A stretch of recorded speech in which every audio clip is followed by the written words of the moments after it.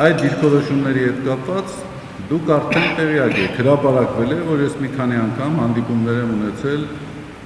ազգային անվտանգության ծառայության տարբեր պաշտոնյաների հետ, ես անունները չեմ ցանկանում նշել։ Հրապարակված կա, ես ճշգրիտ թվականները դժվարանում եմ հիշել, մեկը ինձ չեն հանդիպում եմ ունեցել։ Սիրելի լրագրողներ, պիտի խնդրեմ, որպեսզի երկխոսության չվերածենք եւ հարցազրույցի չվերածենք, որպեսզի հնարավորություն ունենանք բոլորս մեր հարցերը ուղղելու։ Եվ տեղեկացնեմ, որ արդեն կա որոշակի հերթականություն, ես տեսել եմ ովքեր են ձեռքեր բարձրացրել եւ ըստ այդ հերթականության կհրավիրեմ հարցեր տալու։ Ուրեմն ես չեմ կանչվել։ Ըստ էության ծանոթագիրներ չեն հրավիրել։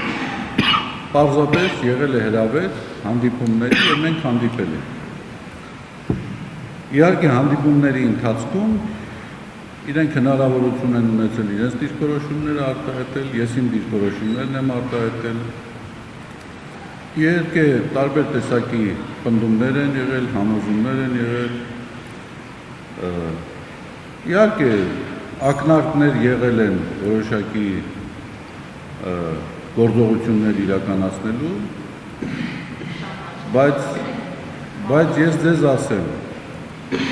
դժվարանում եմ ասել, մեղքը չառնեմ ուրիշների։ Ինչպես? Դժվարանում եմ ասել,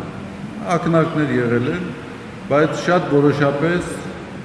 հասկանալի դարձել է, որ